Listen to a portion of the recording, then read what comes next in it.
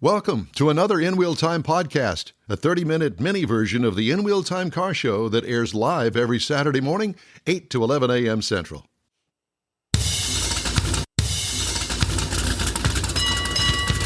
It's the In Wheel Time car talk show today, coming to you from Tubby's Drive-In. Just ahead, a look at the brand new EVs coming your way in 2024. Conrad has This Week in Auto History, and we'll get you caught up on the stories making automotive news this week. Howdy, along with Mike Out of This World Mars, who's in charge of everything. King Conrad DeLong, who wants to be in charge of everything. We need more Jeff Zekin, who shouldn't be in charge of anything. Who's not in charge of anything.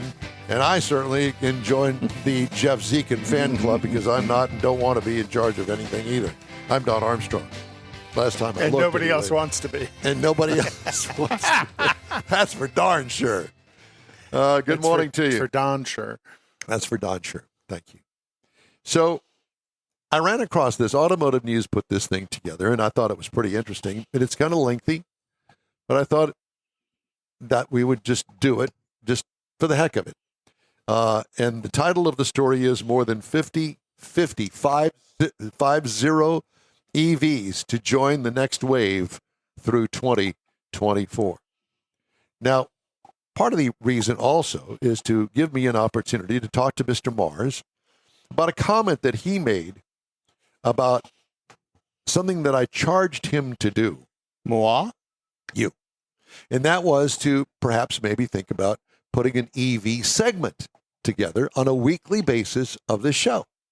Yes. And right off the get-go, we discovered that there weren't too many people that were willing to lend their thoughts to the segment without an excessive amount of pay. Really? I'm not getting paid anything. You getting paid anything? Are we getting paid anything here? It seems like we're not paying guests. Our tax dollars go to paying a lot for EVs with all the funding they get from the federal government. I got a story on that too. And that's the other thing we ran into. It's very hard to have this discussion without somebody bringing politics into it from one side or the other. And that's what I wanted to talk to you about. Mm-hmm. Because George offered MasterCard or Visa. Thank you, George. Thanks, George. One of the things that was kind of disappointing in our conversation, the politics that is involved in getting the word out in a non-biased way about EVs. Because everybody's got their own opinion, and their opinion out trumps all of the others. Mm-hmm. I'm right, you're wrong. What is that? Why can't we have a regular discussion about EVs? And without having it forced on us, which correct. Is what's ultimately happening. And, everybody says, everything's going to go EV. No, it's not. It is not. And I've said it from the very beginning. It is just going to be another fold of the automobile business, just like car dealers taking on trucks back in the 20s. Because remember, you used to have the way they took on trucks in the 80s, and now they've overpowered the cars. Right. And now, it's like Texas is almost 70% of the vehicles they sell in Texas are trucks. But I watch a show called Car Issues. It's a funny show. I like it. The guy goes out and tries to buy a car, and he buys it and, pays a used car, pays cash for it, that sort of thing. And he went and bought a 1980 Mercury station wagon. Nice. And ultimately put it in a destruction derby where it needed to be because it was nothing but a rust bucket. But those cars were the forerunner of the minivan craze, which folded into SUVs. But not everybody has an SUV. Not everybody has a minivan. Not everybody has a car. It's a whole mix-up of things that are on the road these days. And that's the way I think that electrics are going to be, at least in my lifetime. It'll be a piece of it, but it can't be the only piece. Correct. So to that end, and to what Mars was talking about, it's odd to me that all of the people that tout their EVs would all get together and kind of be on the same page. No, they're not. My EV's better than yours. This company's spending more money on EVs. And the odd thing about it to me is the most successful of all of the EVs and EV companies is Tesla, Elon. who didn't even exist 10 years ago. You couldn't go buy a Tesla. Didn't even exist. Might have been in somebody's mind, Elon's mind, but that's it. So now all of a sudden, the president to go from that to building 400,000 units a year is pretty remarkable. Well, and now the president is touting the fact that, EVs the future. Well, okay, they're a segment of the future. Well, they are, and that's one of the problems we ran into when we started doing the research, trying to figure out, where do we get information from that doesn't include that? And there's one letter that I get that I subscribe to, and it's all about EVs. Oh, that's the future, and it's all green and everything cool. But it very quickly, when you get their weekly post, very quickly the government must do this. The government must force people. People have to. You've got to go this way. You've got to do green. You've got to. It's for your own good, and that's where you get into the politics of it that divides everybody on it. The weeds. It's not. Yeah. It should be just like you want a Buick, you want a Ford, you want an Oldsmobile, you want a Pontiac, or you want a Tesla, you want a 4-cylinder, you want an 8-cylinder. Exactly, it should be that way, but it's not. They've driven it into the ground to the point they believe they have to force the issue. That's right, because they're right and nobody else and everybody else is wrong because they know better, and that's what makes it so difficult. I personally see a place for EVs. I mean, I look at my wife and her driving pattern and what she does. She could easily drive a full-blown EV. Yes. I'm not that comfortable with it because every once in a while she wants to go to Houston or she wants to go there, someplace that, to me, a hybrid makes much more sense. Right. Today it does, yes. Yes. So let me get into this story, and this is from Automotive News. Back in 2017, the Chevrolet Bolt was newly available nationwide. Tesla CEO Elon Musk was promising a $35,000 electric vehicle called the Model 3. 6 years later, the first-generation Bolt is on its way out, and the Model 3 is one of the top-selling cars in the U.S., though Tesla never managed to hit that $35,000 price target. As for the auto industry's product pipeline, it would be easier to list all the non-EVs now on the way instead. So let's start with alphabetical order, okay? We're not going to play the politics, just alphabetical order. Acura ZDX. Acura's debut electric crossover will go on sale in early 2024. Audi A6 e-tron. Mid-sized electric sedan will debut in 2025 and carry the A6 family nameplate on the PPE platform, whatever that is. The Q6 e-tron mid-sized electric crossover will debut Volkswagen Group's next-generation PPE platform, which Audi shares with Porsche in the second half of 2024. BMW i5. They're going to roll out several variants of its newest electric nameplate, including rear and all-wheel drive variants. BMW i7. This fall, BMW is expanding its electric 7 Series lineup with a single-motor rear-wheel drive variant. The i7 eDrive 50 rear axle-mounted motor delivers 449 horsepower.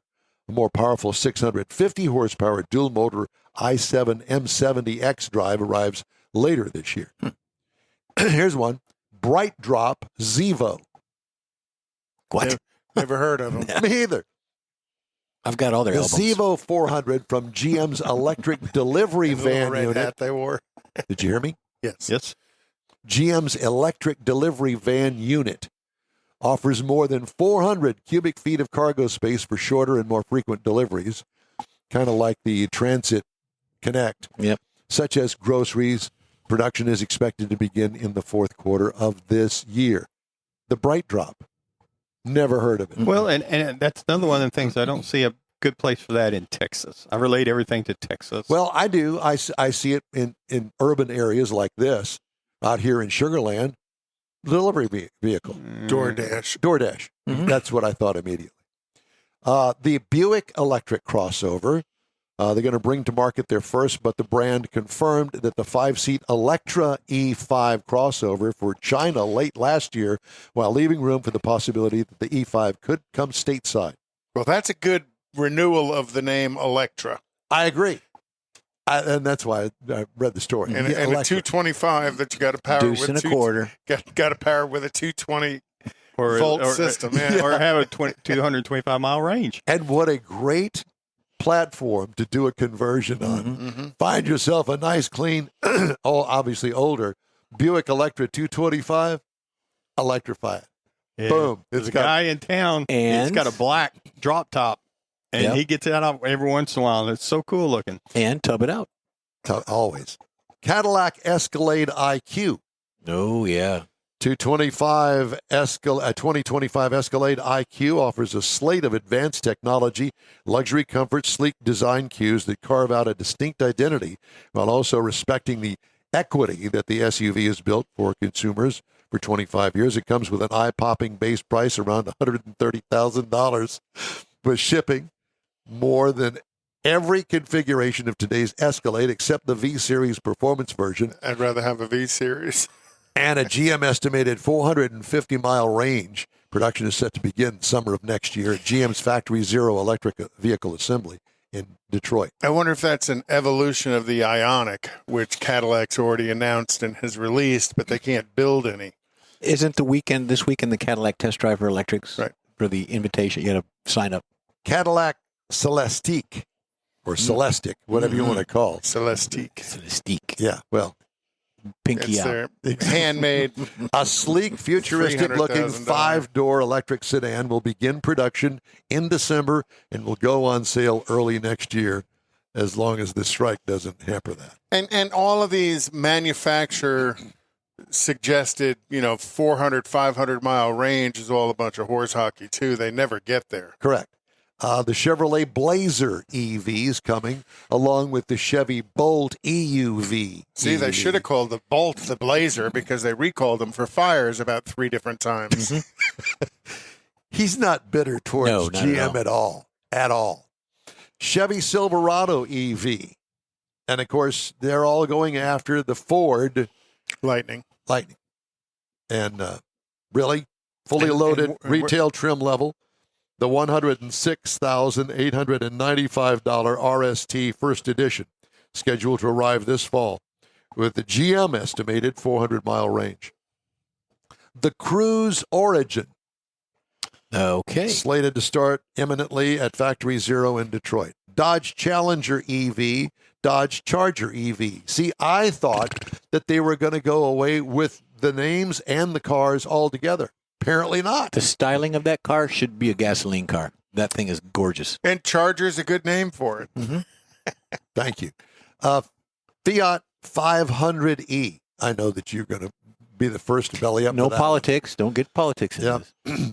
First quarter of 2024. Mustang Mach-E. Of Fix course, it it's out again, already. Tony. GMC Sierra EV. Honda Prologue. Hyundai Ioniq 5. Mm-hmm. The Hyundai Kona Electric. Is that what you had, Mars? I had the hybrid plug-in electric. Yeah. Okay, hybrid, plug-in electric. Jeep Recon. Electric Recon is an eco-friendly off-roader inspired by the Wrangler that will have removable doors and glass to offer open-air experiences. Production begins next year. I did not know that they were going to make a vehicle Full in EV. competition with the Wrangler. But it's the Jeep Recon. Jeep Wagoneer S. The SEV is an upscale midsize entry with a design language that separates it from the larger 3-row counterparts. Jeep is targeting a range of 400 miles and aims to have 600 horsepower. Okay. Kia EV5. Compact crossover concept. Originally, it's expected to launch in the U.S. late next year as a 2025 model. Kia EV9. Kia unveiled its boxy Telluride size EV9 electric crossover in April at the New York Auto Show, promising premium accommodations, a target all-electric range of 300 miles, and ultra-fast charging. Land Rover, Range Rover, that's coming out in an electric version. I tickled him. Well, Land Rover, Range Rover, and the quality of a Jaguar stand pretty close together, so we'll see how long that lasts. I see fires on the freeway all over the I town. predict thermal events. Yeah, me too. Mutual of Omaha stuck out in the woods somewhere, and you can't get a charger. On fire. Can't even get a fire extinguisher. Lucid Air.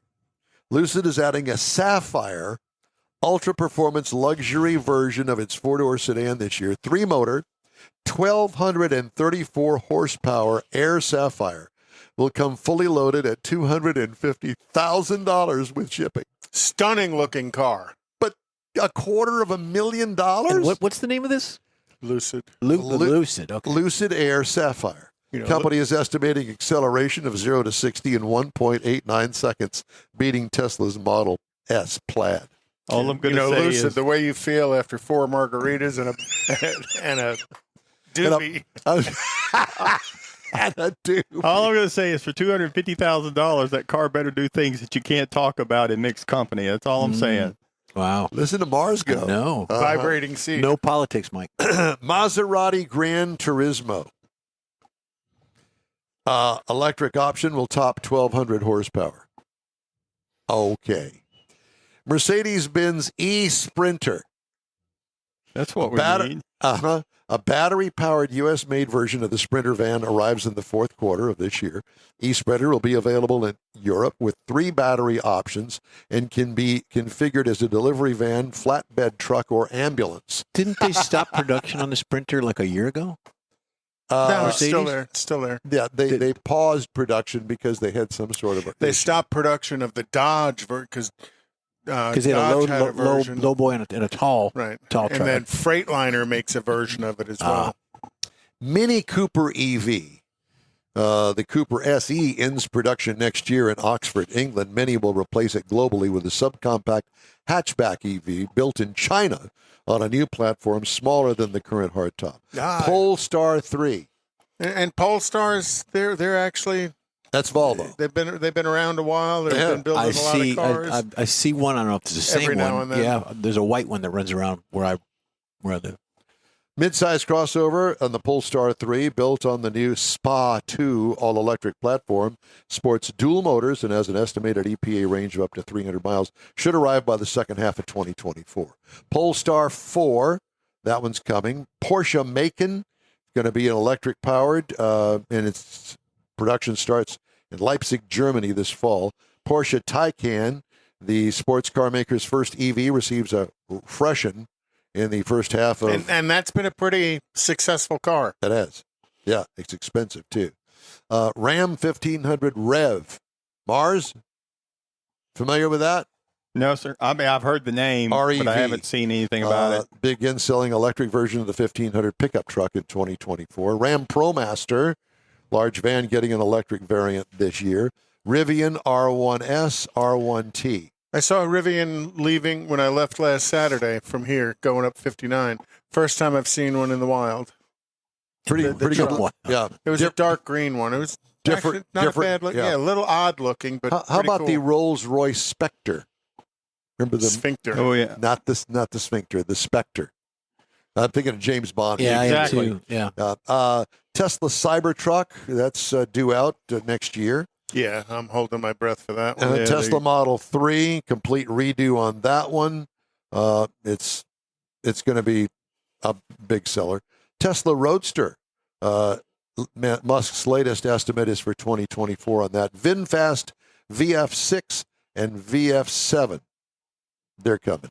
VinFast and the VF9. Good luck. $84,000 for the VF9.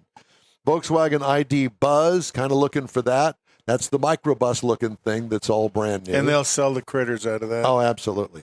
Volkswagen ID4, ID7, and Volvo EX30, China-made compact crossover, arrives the first half of next year. And then finally, the Volvo EX90, 7-seat large premium crossover. So why does Volvo do Polestar, which is kind of like a stripper name, and the Volvo, and they're both doing EVs when they're kind of competing with each other? Well, Polestar used to be the performance arm of Volvo. Right?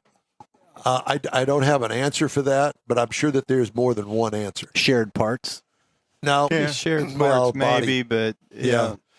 all I can think of is there are, Chevrolet, Buick, Pontiac, Oldsmobile. Didn't they all compete against each other? Sure. Really? Yeah. So, With a little bit different offering. and I would imagine that the Volvo name takes with it probably an older group of folks than the Polestar. Right. And they're probably trying to A little bit capitalize. different styling, a little bit different. Yeah, that'd be my guess. But one of the things that we ran into when we started looking into this, like all these vehicles are coming out, 50 are coming out in the next 2 years, basically. But the problems with them that nobody addresses, we got to have them. They're green. They got to be good. But, they don't talk about the problem with the fires. Or where you're going to charge them. Or the charging. Or what are you going to do to dispose of the car after it's been totaled in a collision and the truly environmental mess that car can be? Well, particularly whenever you look at the insurance companies now because of the liability, if that battery housing has a crack in it, they're going to total the whole car. Yep. They don't care They've already said that. Yeah. So now you're going to take what could be perfectly good batteries out of this housing, and you got to dispose of them some way. There's somebody will come up with some sort of recycle, but are you going to want to put recycled batteries in your car? Well, and George says there's legislation looking at charging a recycling fee on EV battery changeout, which makes sense. You got to remember you got to pay a tire disposal fee, $3 in the state of Texas when you change a tire. Sometimes that's waived, and that's just so minuscule compared to what the price is. Well, okay, so here's one for you. My buddy that I work with has a Tesla Model 3 and had a flat on it. Mm-hmm. Ran over something. $900 for one tire. Yeah. Mm-hmm. Well, that's the other thing. Remember, we've learned that they've got to have special tires That's for right. an EV because they're so they're heavy. heavier that nobody talks about. Mm-hmm. Got different. Some of them have got to have special tow rigs. Well, now You the can't state just of call a Texas wrecker is going to charge an extra $200 for registration because they're not getting that money On fuel. on the fuel. Yeah. All right. Well, we could go on and on with this, and we shall at a later time. But Conrad has This Week in Auto History. He does. And I think I missed you last week in auto history, and Well, I'm that's sorry okay. about that. This week in auto history, the Duryea brothers tested their first car in 1893, making what historians consider to be the first time a U.S.-built gas-powered vehicle was operated in this country. In 1926, Henry Ford announced, and this is where Ford and the UAW were such good buddies, Henry Ford announced an 8-hour 5-day work week for 40-hour work week. This decision was made by one of the most prominent figures in the automotive industry and far-reaching implications not only for Ford, but for other labor practices worldwide. And with that, now they're wanting a 32-hour work week. And Ford probably will give in to them. Who knows? In 1948, Honda Motor Company was incorporated. In 1957, did you know that Vespa, the motor scooters, they built a car called the Vespa 400. It got in 1957. I like it. 48 miles to a gallon. The French scooter company introduced the Vespa 400 in Monaco in 1957. The company execs created so much fanfare at the launch, it had invited 3 racing celebrities to a press event to drive it around the Monaco Grand Prix course. The unpopularity of the vehicle wrote its own demise because it was a 2-stroke. So you had to mix gasoline and oil to get it to run, which in today's world won't work. Yeah. It needs a wing It needs a wing. and a scoop. The big wing on the back to help you push it. In 1963, the first ads ran for the Chevrolet Chevelle. All right. Officially introduced by Bunky Knudsen at a press conference, the Chevelle was the only all-new U.S. car in the 1964 model year.